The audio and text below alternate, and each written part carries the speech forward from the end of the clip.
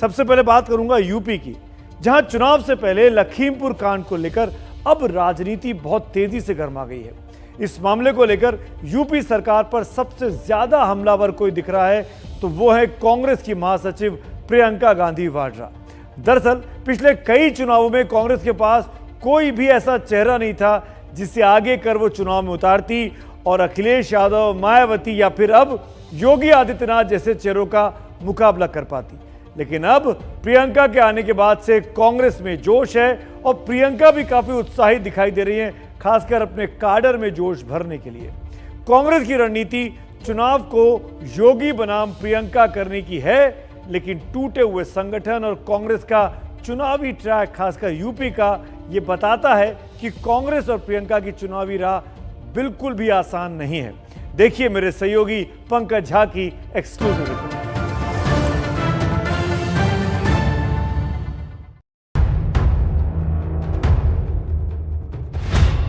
बदलिए सरकार को, परिवर्तन लाइए, अपने प्रदेश को बदलिए।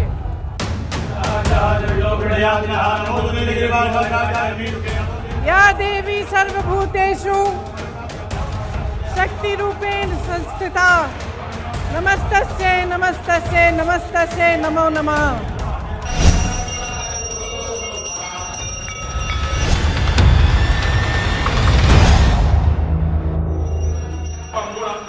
नवरात्र का व्रत, मंदिर मंदिर दर्शन, चंडी पाठ, सर्वमंगल मांगल्ये शिवे सर्वार्थ साधिके शरणे त्र्यंबके गौरी नारायण नमोस्तुते।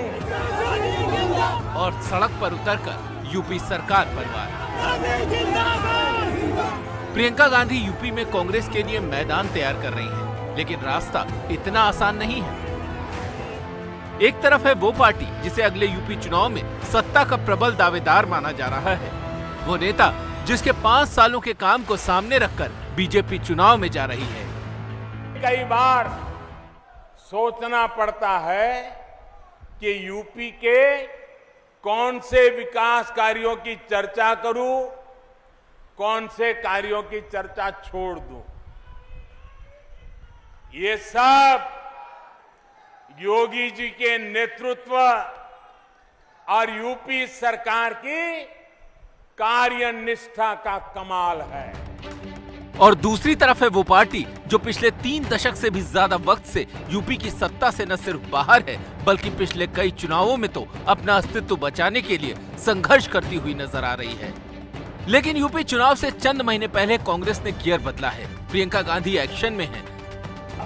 मंदिर मंदिर दर्शन और नवरात्र व्रत के बाद वाराणसी की रैली में प्रियंका का चंडी पाठ कांग्रेस की बदलती राजनीति का संकेत है।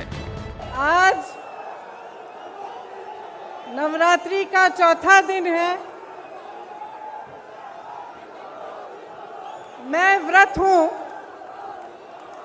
तो मैं मां की स्तुति से शुरू करना चाहती हूं। या देवी सर्वभूतेषु शक्ति रूपेण संस्थिता नमस्तस्यै नमस्तस्यै नमस्तस्यै नमो नमः। सर्वमंगल मांगल्ये शिवे सर्वार्थ साधिके शरणे त्र्यंबके गौरी नारायण नमोस्तुते। मेरे साथ कहिए, जय माता दी, जय माता दी, जय माता दी। लखीमपुर कांड के बाद कांग्रेस कार्यकर्ताओं का हौसला बढ़ा हुआ है और इसी मोमेंटम को प्रियंका चुनाव तक आगे बढ़ाने की कोशिश में है। लखनऊ में लखीमपुर कांड पर प्रियंका गांधी मौन व्रत पर बैठी।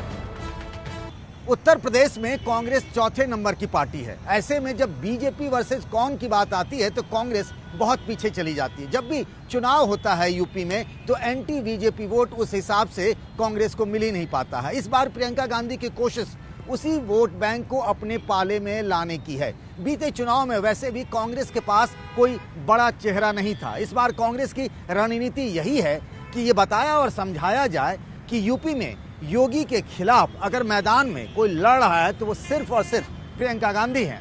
कि आपके जीवन में तरक्की नहीं हुई तो आ जाइए, मेरे साथ खड़े होइए, कंधे से कंधा लगाइए और लड़िए। बदलिए सरकार को, परिवर्तन लाइए,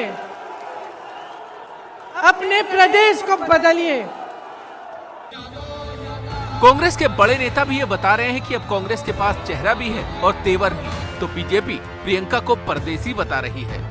निश्चित रूप से आप सब उत्तर देंगे और उत्तर होगा प्रियंका जी के नेतृत्व में सरकार बनेगी। उत्तर प्रदेश के लोग तो ये कहेंगे कि तुम तो ठहरे परदेसी, साथ क्या निभाओगे? आज यहाँ पे रैली कर रहे हो, कल दिल्ली चले जाओगे।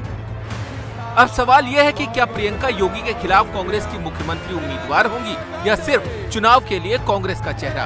प्रियंका को आगे कर कांग्रेस की रणनीति खोई जमीन पाने की है। सॉफ्ट हिंदुत्व के जरिए हिंदू वोटों को लुभाना, लखीमपुर कांड में विपक्ष से मिली लीड को आगे ले जाना, जाति गणित को साधना और मुस्लिम वोट को अपनी तरफ वापस लाना। लखनऊ में वाल्मीकि बस्ती में झाड़ू लगाकर प्रियंका का संदेश न सिर्फ सीएम योगी को जवाब देना था, बल्कि इसके सहारे वो उस वोट बैंक को साध रही थी जो उनसे छिटक चुका है। लखनऊ की एक बस्ती में गई। मैं इसलिए गई थी क्योंकि योगी जी ने जो रोज सुबह अपने घर में झाड़ू मारते हैं, जो सफाई करते हैं, हमारे देश हमारी शहरों को साफ रखते हैं, उनके प्रति उन्होंने अब शब्द कहे।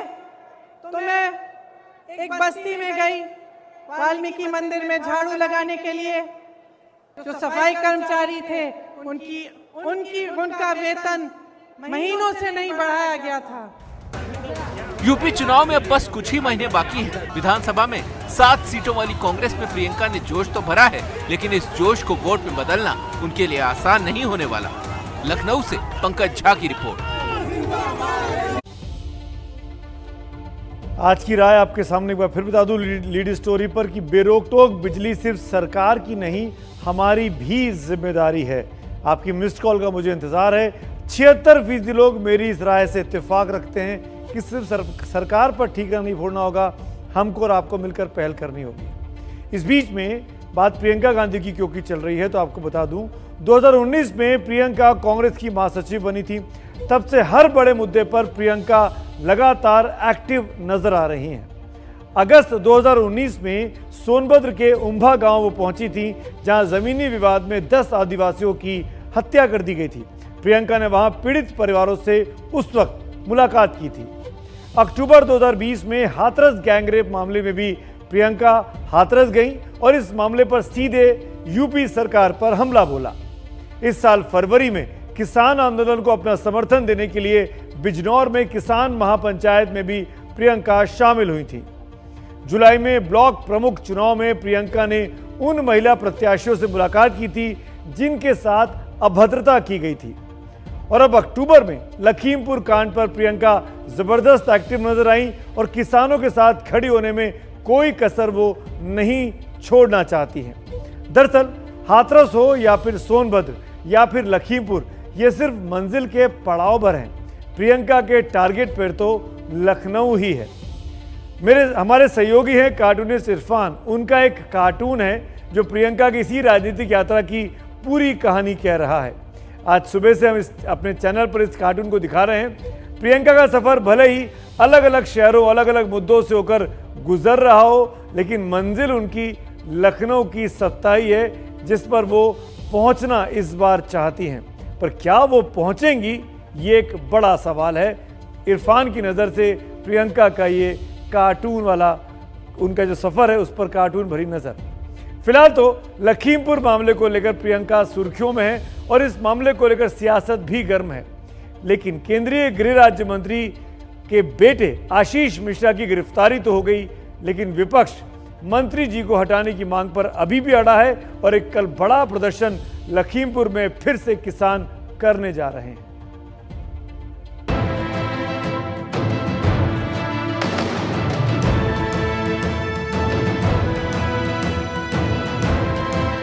जब तक वो गृह राज्य मंत्री आपका इस्तीफा नहीं देगा, तब तक हम लड़ते रहेंगे, हम हिलेंगे नहीं, हम हटेंगे नहीं।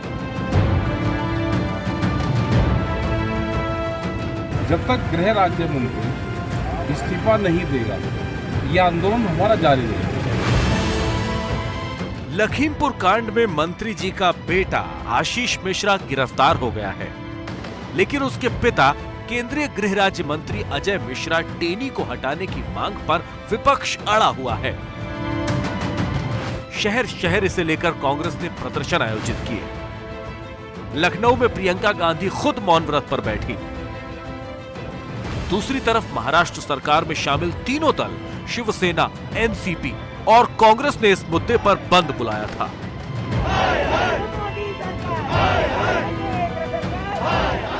बंद के चलते कार्यकर्ताओं ने सड़क पर उतरकर दुकानें बंद करवाई। बंद का महाराष्ट्र के अलग अलग हिस्सों में मिला जुला असर रहा। शिवसेना, एनसीपी और कांग्रेस इस बंद को कामयाब बता रहे हैं, तो बीजेपी इसे ढोंग करार दे रही है। अरे सारे जो घटक हमारी पार्टियां हैं, उन्होंने सब मिलकर तय कर लिया आज महाराष्ट्र बंद करेंगे।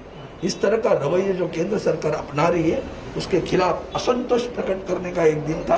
वो आज महाराष्ट्र की सब जनता ने बहुत एकता से, एकजुटता से बताया। महाविकास आघाड़ी ने महाराष्ट्र में जो बंद का कॉल दिया है, ये पूरी तरीके से इनका ढोंग है। ये ढोंगी सरकार है। जबकि उसके यहाँ रोज किसान मर रहे हैं, उन किसानों को बचाने के लिए सरकार कुछ नहीं करती। अजय मिश्रा टेनी को हटाने की मांग को लेकर विपक्ष प्रदर्शन कर रहा है, तो मंगलवार को किसान संगठन भी सड़क पर उतरने की तैयारी कर रहे हैं। 12 अक्टूबर को ही घटना में मारे गए किसानों की भोग रस्म है और लखीमपुर में किसान नेता पहुंचने वाले हैं। कल की सभा में घोषणाएं होंगी। 18 तारीख को ट्रेन रोकने का 6 घंटे का, 26 तारीख को बड़ी मीटिंग होगी। दूसरी तरफ अजय मिश्रा के खिलाफ बीजेपी में भी आवाजें उठने लगी हैं। यूपी बीजेपी के अध्यक्ष स्वतंत्र देव सिंह ने बिना अजय मिश्रा का नाम लिए कार्यकर्ताओं को नसीहत दे दी। नेतागिरी का मतलब लूटने नहीं आए हैं, फॉर्चूनर से किसी को कुचलने नहीं आए हैं। वोट मिलेगा, आपके व्यवहार से मिलेगा, लेकिन मोहल्ले वालों को मोहल्ले में प्रसन्न होना चाहिए कि मोहल्ले वाले आपके शकल से छिप जाए। मामले की गंभीरता इतनी है कि बीजेपी ने स्वतंत्र देव सिंह समेत संगठन के बड़े नेताओं को दिल्ली बुला लिया। माना जा रहा है कि बैठक में लखीमपुर मामले को लेकर बदले हालात पर चर्चा हो सकती है।